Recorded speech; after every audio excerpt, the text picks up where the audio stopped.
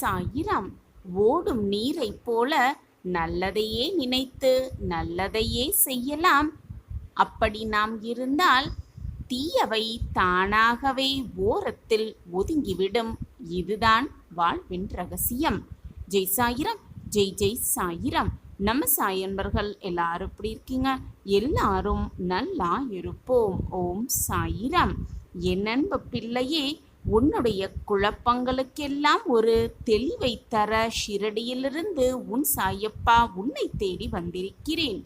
இதை முழுவதுமாக கேட்டுவிடு. உன் குழப்பங்களுக்கெல்லாம் ஒரு தீர்வு சர்வ நிச்சயமாக கிடைக்கும். நான் கிடைக்க செய்வேன். என் அன்பு பிரியமே, தேடலும் தேவையும் தீர்வதே இல்லை இந்த மனித வாழ்வில். அனைவரும் அதை தேடிக்கொண்டுதான் இருக்கிறார்கள்.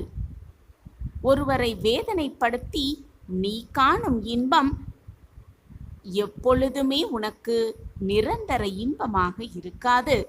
மற்றவர்களின் கண்ணீருக்கு நீ காரணமாக இருந்தால் எப்பொழுதுமே அந்த பாவத்திலிருந்து விடுபடவே முடியாது. என் பிரியமே, நீ வந்த வழியை மறந்துவிட்டால் போகும் வழி உனக்கு புரியாமலேயே போய்விடும்.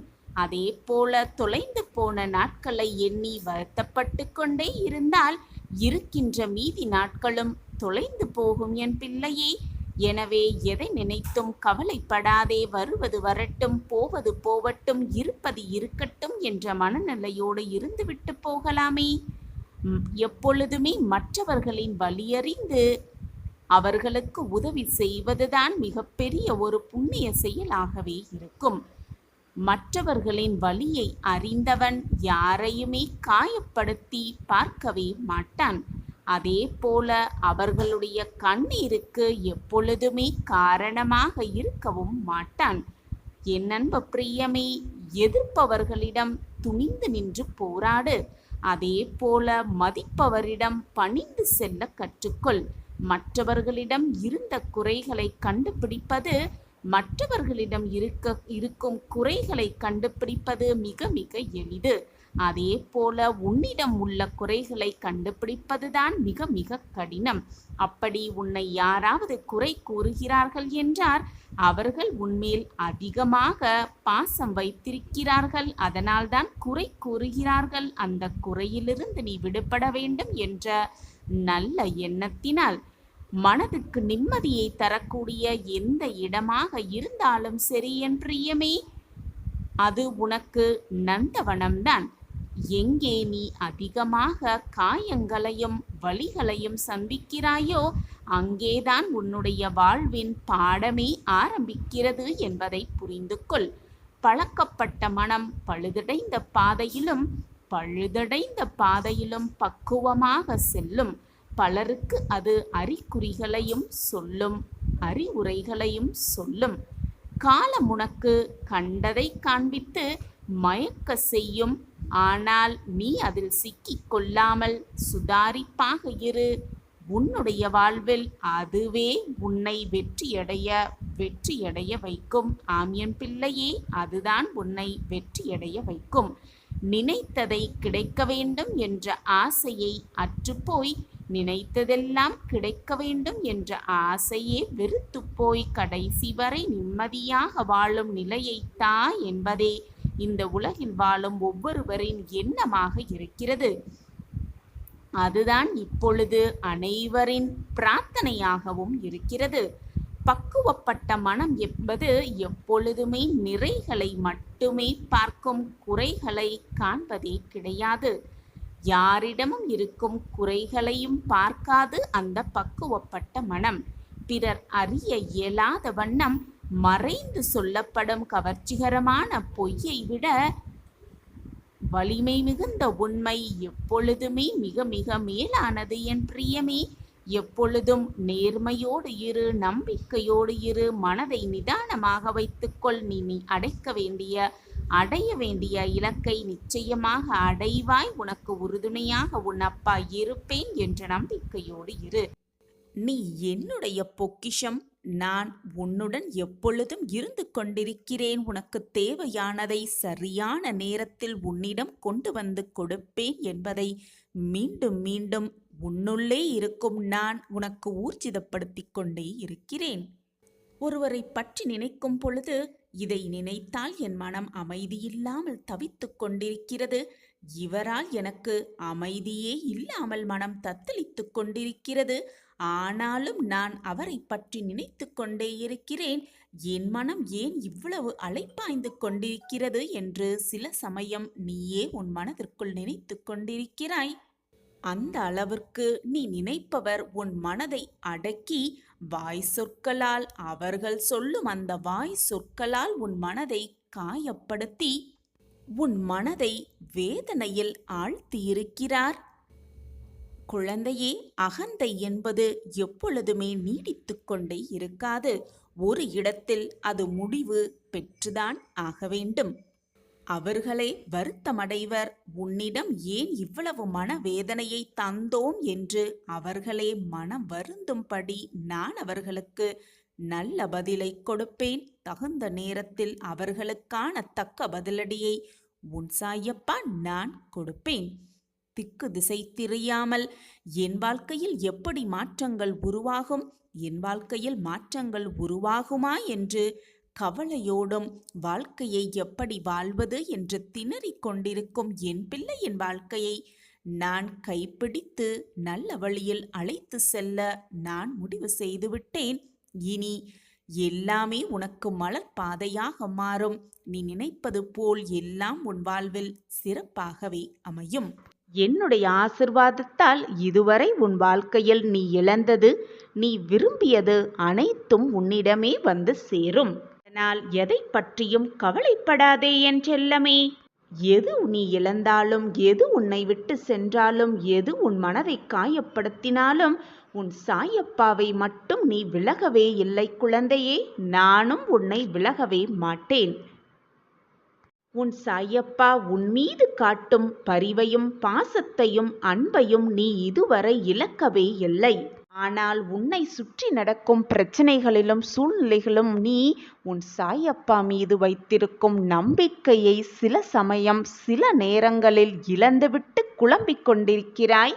அதனால்தான் நான் அனைத்தையும் இழந்துவிட்டேன், எனக்காக யாருமே இல்லை, கவலைக்கு கூட தோல் சாய யாருமே இல்லை, என் வாழ்க்கையில் என்னை மீட்டெடுக்க எவருமே இல்லை என்று புலம்பிக் கொண்டிருக்கிறாய். உன்னையும் வேதனைப்படுத்தி கொண்டு எப்பொழுதுமே உன் அருகில் இருக்கும் உன் சாயப்பாவையும் போட்டு குழப்பிக் கொண்டிருக்கிறாய் என் கண்மணியே. ஒன்றை நன்றாக புரிந்து கொள் என் கண்மணியே. நீ என்ன எடுத்து வந்தாய், இப்பொழுது நீ இழந்து கொண்டிருக்கிறாய் என்று நினைத்து கொண்டிருக்கிறாய். எதையுமே நீ எடுத்து வரவும் இல்லை. இப்பொழுது நீ இழந்தது எதுவும் பெரிதாக இழந்து விடவும் இல்லை. உன்னுடைய கர்ம வினையின் காரணமாகவே இதுவெல்லாம் உன் வாழ்வில் நடக்கிறது என்பது உனக்கு புரிகிறதா, அல்லது புரிந்தும் புரியாதது போல் இருக்கிறாயா? உன் வாழ்வில் நீ இதுவரை இழந்ததை எல்லாம் மீட்டுத்தர உன் அப்பா நான் இருக்கும் பொழுது எனக்காக யாருமே இல்லை என்று நீ வேதனைப்படுவதும் கோபப்படுவதும் எனக்கு வருத்தமாக இருக்கிறது பிள்ளையே. உன்னுடைய காத்திருப்புக்கான சரியான பலனை நான் நிச்சயமாக உனக்கு கொடுப்பேன். இதில் எந்த ஒரு மாற்றமுமே இல்லை. வாழ்க்கையில் மகிழ்ச்சியாக வாழ சில வழிமுறைகளை கூறுகிறேன், கேட்டு அதன்படி நட. எப்பொழுதும் உன் வாழ்வில் நிம்மதி இருக்கும். நிம்மதி இருந்தால் மகிழ்ச்சி தானாகவே வந்துவிடும். ஒரு குரு தன் சீடர்களுக்கு அறிவுரை வழங்க வந்து கொண்டிருந்தார். அப்பொழுது அவர் கையில் ஏதோ ஒன்றை எடுத்து வருவதாக சீடர்கள் அனைவரும் பார்த்து கொண்டிருந்தனர். பார்த்து கொண்டிருந்த சீடர்கள் அனைவருக்கும் வியப்பு. தன்னுடைய குரு கையில் என்ன கொண்டு வந்திருக்கிறார் என்பதை அறிந்து கொள்ள ஆவராக அனைவரும் குருவையே பார்த்து கொண்டிருந்தனர். அப்பொழுது குரு கையில் ஒரு சிறிய கயிறு இருந்ததை அனைவரும் பார்த்தனர். வந்த குருவும் தன்னிடத்தில் அமர்ந்து கொண்டார். சீடர்கள் அனைவரிடம் எதுவுமே பேசாமல் அவர் அமைதியாக இருந்தார். சிறிது நேரத்தில் தான் கொண்டு வந்திருந்த கயிற்றில் முடிச்சை போட்டுக்கொண்டே இருந்தார் அந்த குரு. முடிச்சு போட்ட பிறகு தன்னுடைய சீடர்களை நோக்கி அந்த குரு, சீடர்களே, நான் கொண்டு வந்த கயிற்றில் முடிச்சை போட்டுவிட்டேன். இப்பொழுது கூறுங்கள், நான் கொண்டு வந்த கயிறு இதுவா அல்லது வேறு ஏதுவும் இருக்கிறதா என்று சீடர்களை பார்த்து கேட்டாராம் அந்த குரு. அப்பொழுது கூட்டத்திலிருந்த ஒரு சீடர் எழுந்து, குருவே, இது நாம் பார்க்கும் கோணத்தில்தான் இதற்கு பதில் சொல்ல முடியும். ஒரு கோணத்திலிருந்து பார்த்தால் நீங்கள் கொண்டு வந்த கயிறுதான் இந்த கயிறும் கூட. ஆனால் வேறு கோணத்தில் பார்த்தால் இதில் முடிச்சு போட்டதால் இதன் வடிவமும் அளவும் கூட மாறி இருக்கிறது. எனவே இது வேறு கயிறாக கூட இருக்கலாம். இதில் தவறு என்று எதுவுமே இல்லை என்று கூறினாராம். நாம் பார்க்கும் கோணத்தில்தான் அனைத்துமே இருக்கிறது என்று கூறினாராம் அந்த கூட்டத்தில் இருந்த ஒரு சீடர் தன் குருவை பார்த்து. இந்த பதிலை கேட்ட குரு சிரித்துக்கொண்டே தன் கையில் இருக்கும் கயிற்றின் இரு முனைகளையும் பிடித்து நன்றாக இழுத்தாராம். முடிச்சு நன்றாக இறுகிக் கொண்டதாம். உடனே குரு சீடரை பார்த்து, இப்பொழுது கூறுங்கள், இந்த கயிற்றின் முடிச்சை அவிழ்க்க முடியுமா முடியாதா என்று கேட்டாராம். அப்பொழுது மற்றும் ஒரு சீடர் எழுந்து, இவ்வளவு இறுக்கமாக முடித்தை போட்ட பின்பு அதை அவிழ்க்க எப்படி முடியும் குரு? அவிழ்க்கவே முடியாது என்று கூறினாராம். உடனே அந்த குரு, கடைசியாக உங்களிடம் ஒரு கேள்வியை கேட்கிறேன். இந்த 3 முடிச்சுகளையும் அவிழ்ப்பது எப்படி என்று கேள்வியை முன்வைத்தாராம் சீடர்களை பார்த்து. உடனே கூட்டத்திலிருந்த மற்றும் ஒரு சீடர் எழுந்து, முடிச்சை எப்படி போட்டோமோ அதன்படிதான் அந்த முடிச்சை அவிழ்க்க முடியும் என்று கூறினாராம். உடனே அந்த குரு, இந்த பதிலை தான் நான் எதிர்பார்த்தேன் என்று கூறினாராம். இந்த உலகத்தில் இருக்கும் அனைவரும் தன்னுடைய பிரச்சனைகளை தீர்க்கத்தான் யோசனை செய்து கொண்டே இருப்பார்கள். ஆனால் யாருமே அந்த பிரச்சனைகளுக்கான காரணத்தை தெரிந்து கொள்ள ஆசைப்படவே மாட்டார்கள். அதை யோசிக்க கூட செய்ய மாட்டார்கள். அதே போலதான் இந்த உலகத்தில் உள்ள அனைவரும் எதற்கெடுத்தாகவும் கோபப்படுவார்கள்.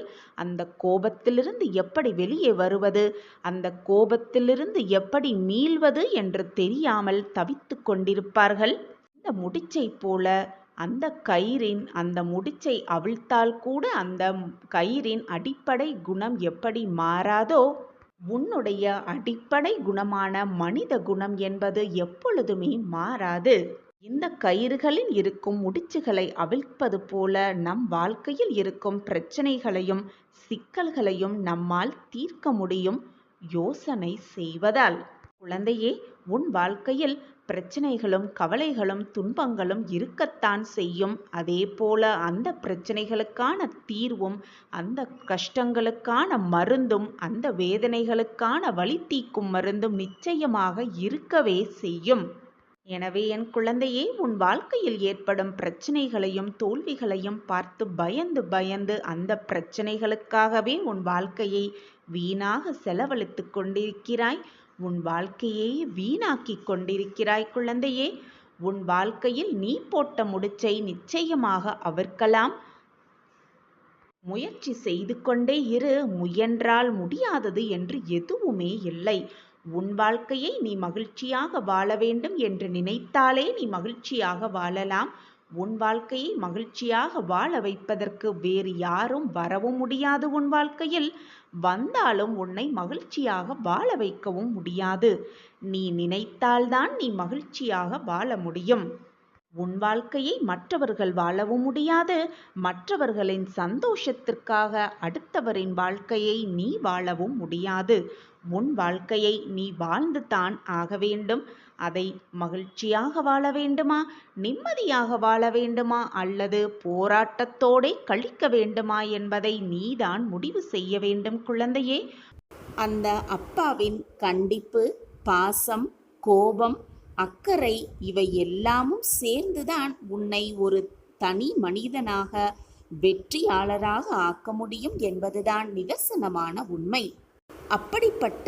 அப்படியாப்பட்ட உறவுகளுக்கு எப்பொழுதுமே மரியாதை செலுத்து. நீ வெற்றியடைவதற்கு அவர்கள் தாங்குகின்ற வழி உனக்கு வார்த்தைகளால் சொன்னால் புரியாது. நீ அவர்களிடத்திற்கு வந்தால் மட்டுமே அதை உணர்ந்து கொள்ள முடியும். நீ வெற்றியடைய, நீ வாழ்க்கையில் ஜெயிக்க, நீ வாழ்க்கையில் அனைத்தையும் பெற அவர்கள் கடந்து வந்த பாதையில் அவர்கள் பெற்ற வலியும் வேதனையும் நீ அவர்கள் இடத்திற்கு வரும் பொழுது உன்னால் உணர்ந்து கொள்ள முடியும். உன் உறவுகள் உனக்காக அனுபவித்த வேதனைகள் என்னவென்று, உனக்காக அனுபவித்த சோதனைகள் என்னவென்று. அவர்களின் உன்னுடைய உண்மையான உறவுகளின் அம்சமாய் எப்பொழுதுமே உன் அருகில் உன் சாயப்பா இருந்து கொண்டே இருப்பேன். இதை எந்த நொடியும் மறந்து விடாதே. ஒன்றை நன்றாக புரிந்து கொள். வாழ்க்கையில் போராட்டம் இல்லாமல், கஷ்டங்கள் இல்லாமல் யாருமே எதிலையுமே வெற்றி பெறவே முடியாது. போராட்டங்கள் இருந்தால்தான், கஷ்டங்கள் வந்தால்தான் வாழ்க்கையில் போராடி எப்படி ஜெயிக்கலாம் என்ற உள்ளுணர்வு உன் மனதில் எழும்.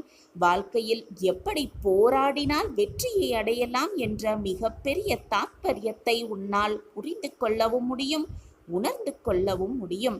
எனவே போராட்டம் வருகிறதே என்று பயந்து உட்காராமல், போராட்டம் வந்திருக்கிறது, அதை எப்படி எதிர்த்து நிற்கலாம் என்ற சிந்தனை உன் மனதில் வந்தாலே போதும். அந்த போராட்டங்களை எப்படி எளிமையாக சந்திக்கலாம், தடைகளையெல்லாம் எப்படி துடைத்து எறியலாம் என்ற வழிமுறையை நான் உனக்கு கொடுத்து கொண்டே இருப்பேன். போராட்டம்தான் வாழ்க்கையின் வெற்றி படியாகவே இருக்கும். வாழ்க்கையில் வெற்றி பெற வேண்டுமென்றால் தாழ்வு மனப்பான்மையை முதலில் உன் மனதிலிருந்து எடுத்துவிட்டு நம்பிக்கை, தன்னம்பிக்கை என்ற வார்த்தையை உன் மனதில் ஆணித்தரமாக அடித்து கொள்ள வேண்டும். அப்பொழுதுதான் எந்த ஒரு சூழ்நிலை வந்தாலும் நம்பிக்கையோடு, தன்னம்பிக்கையோடு என்னால் ஜெயிக்க முடியும், சாதிக்க முடியும் என்ற நல்ல எண்ணம் உன் மனதில் வரும். அதை விடுத்துவிட்டு தாழ்வு மனப்பான்மையை நீ வளர்த்து கொண்டால், என்னால் இது செய்ய முடியுமா, என்னால் சாதிக்க முடியுமா, என்னால் இந்த கஷ்டத்திலிருந்து மீண்டு எழ முடியுமா என்ற குழப்பமே உன் மனதில் வந்துவிடும்.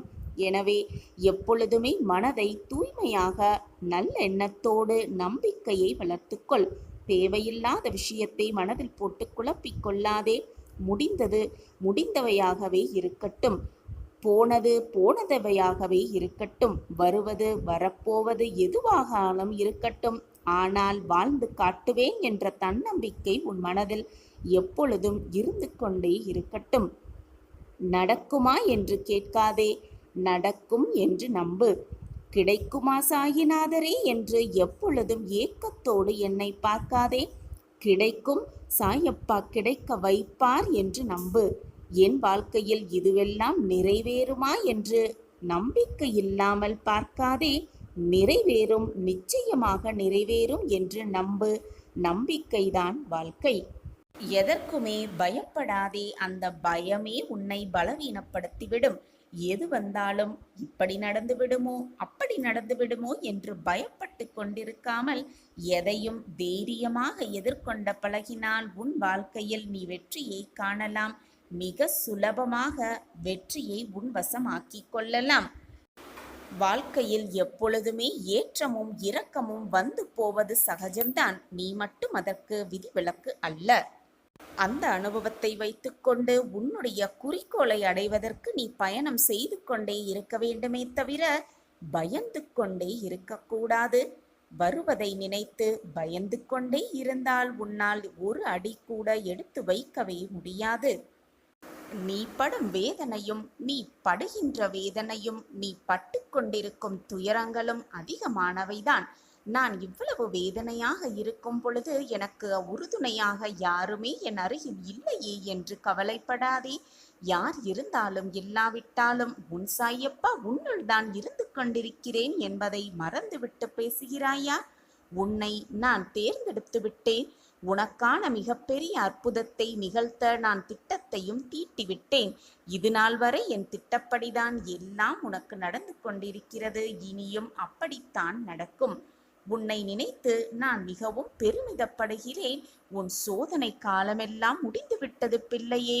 இது நாள் வரை கஷ்டத்தை மட்டுமே அனுபவித்து வந்த என் பிள்ளை இனி சந்தோஷ பாதையில் பயணிக்கப் போகும் அந்த நல்ல தருணத்திற்காக நானும் காத்து கொண்டே இருக்கிறேன். உன் வேண்டுதல்கள் எல்லாம் நிறைவேறப் போகிறது. உனக்கான வாய்ப்பு ஒரு சேர உன்னை தேடி வரப்போகிறது. மனதை போட்டு குழப்பிக்கொள்ளாதே. கவலைகள் வரும்பொழுது குழப்பத்தோடு இருந்தாய். ஆனால் இப்பொழுது மகிழ்ச்சி உன்னை நெருங்கிக் கொண்டிருக்கும் பொழுது நீ குழப்பத்தோடே இருந்தால் அந்த மகிழ்ச்சியை கூட அனுபவிக்க முடியாமல் போய்விடும். எனவே நிம்மதியாக இரு, சந்தோஷமாக இரு, கவலைகளை மறந்துவிட்டு மனதை வெறுமையாக வைத்துக்கொள். அப்பொழுதுதான் ஆனந்தம் உன் மனதில் பெருகிக் கொண்டே இருக்கும், ஆனந்தம் உன் மனதில் நிரம்பிக் கொண்டே இருக்கும். நான் உனக்கு எப்பொழுதும் உறுதுணையாக இருந்து கொண்டே இருப்பேன். என்னை மீறி உன் வாழ்க்கையில் எந்த தவறும் நிகழாது, நிகழும்படி நான் விட்டுவிடவும் மாட்டேன். சாயப்பா இருக்க உனக்கு ஏன் மனக்கவலை? இது நாள் வரை எதற்காக காத்திருந்தாயோ, எந்த நிகழ்வு உனக்குள் நடக்க வேண்டும் என்று விருப்பத்தோடு இருந்தாயோ, எந்த மாற்றம் உன் வாழ்வில் நிகழ வேண்டும் என்று காத்திருந்தாயோ, அது ஒரு சேர நிகழும் நேரம் உன்னை நெருங்கிவிட்டது. சந்தோஷமாக இரு, உன் சாயப்பா உனக்காகவே இருக்கிறேன் என்று நம்பு. சாயியே சர்வதம், சாயியே உலகம் என்று வாழ்ந்து கொண்டிருக்கும் நாமெல்லாம் சாயப்பாவை முழுமையாக நம்பிக்கொண்டிருக்கும் என் பிள்ளைகளை நடு காட்டில் நிர்கதியாய் விட்டுவிட்டு நான் எப்பொழுதும் சென்று விடமாட்டேன், போகவும் மாட்டேன். சாயப்பாவின் பார்வை, முழுமையான பார்வை நம்மேல் விழுந்துவிட்டது. சாயப்பாவின் பார்வை நம்மீது விழுந்துவிட்டது என்றால் நம் வாழ்க்கையில் சந்தோஷம் எப்பொழுதும் நிலைத்து இருக்கும்படி பாபா செய்வார் என்ற நம்பிக்கையோடு இருக்கலாம். சாயிநாதர் எல்லோருக்குமே துணையாக இருப்பார். எந்த கஷ்டம் வந்தாலும் நம்மை விட்டு கொடுக்காமல் நம்முடனேயே இருந்து அந்த கஷ்டத்திற்கான ஒரு தீர்வை கொடுப்பார் என்பதுதான் உண்மையிலும் உண்மை.